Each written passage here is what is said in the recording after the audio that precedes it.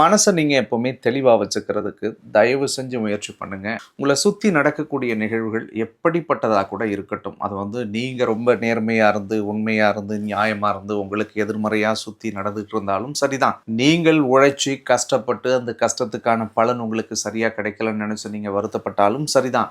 So இந்த விஷயத்துக்கு அடிப்படையில் ஒன்றே ஒன்று தான் இருக்கும். உங்களுடைய மனம் என்பது ஒரு ஸ்டெபிலிட்டியாக ஒரு விஷயத்தை நோக்கி நகர்ந்துக்கிட்டே இருந்துச்சுன்னா கண்டிப்பாக சத்தியமாக அது எதுவாக இருந்தாலும் உங்ககிட்ட வந்து சேரும். இந்த உதாரணத்துக்கு பல உதாரணங்களை நம்மளால சொல்ல முடியும். ஒரு சாதாரண ஒரு முருகர் படத்தை நினைச்சா எதிரில் யாமிருக்க பயமேன்னு வண்டி போகும். ஒரு ஆஞ்சநேயர் நினைச்சா ஆஞ்சநேயர் படம் போகுங்க. நீங்க ஒரு விஷயத்தை ரொம்ப ஆழமா திங்க் பண்ண ஆரம்பிச்சீங்கன்னா அட்லீஸ்ட் குப்பையில் கிடந்தாவது அந்த பொருளை நீங்கள் கண்ணால் பார்ப்பீங்க. அது எந்த பொருளாக இருந்தாலும் சரிதான். ஸோ அப்படி இருக்கும் பட்சத்தில் உங்களுடைய மனதை ஒருநிலைப்படுத்தி மனசார நீங்கள் கேட்கக்கூடிய எல்லா நிகழ்வுகளும் காரியங்களும் சத்தியமாக வெற்றி அடையும். இன்னையிலிருந்து முக்கியமாக நீங்கள் எடுக்க வேண்டிய ரெசல்யூஷன் என்ன அப்படின்னா, உங்கள் மனசுக்கு உங்கள் வாழ்க்கைக்கு என்ன தேவை அப்படின்றத தயவு செஞ்சு முடிவு பண்ணுங்கள்.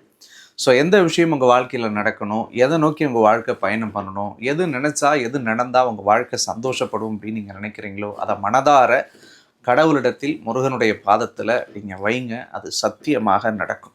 அப்படி வச்ச விஷயம் உங்களுடைய வாழ்க்கையில் நடக்கும் அப்படின்ற ஒரு நம்பிக்கை உங்கள் மனசில் முதல்ல இருக்கணும்.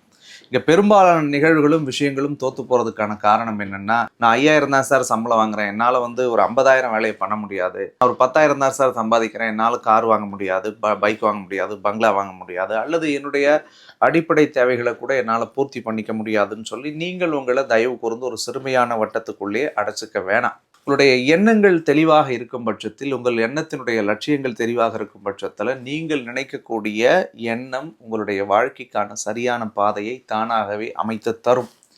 இதை நான் அனுபவ ரீதியாக சொல்கிறேன். நீங்கள் தரையில் நின்றுக்கிட்டு உயரத்தை தொடணும் அப்படின்னு விருப்பப்பட்டாலும் சரிதான், அந்த கடவுள் எங்கிருந்தாவது உங்களுடைய வாழ்க்கையை மாற்றுவதற்கு ஒரு சூழலை உருவாக்கி கொடுப்பான். அந்த நம்பிக்கையும் புரிதலும் உங்கள் மனசுல இருந்து நீங்கள் நினைக்கக்கூடிய காரியத்தில் ரொம்ப ஆழமாக நீங்கள் திட்டமிட்டீங்கன்னா சத்தியமாக அது நடக்கும்.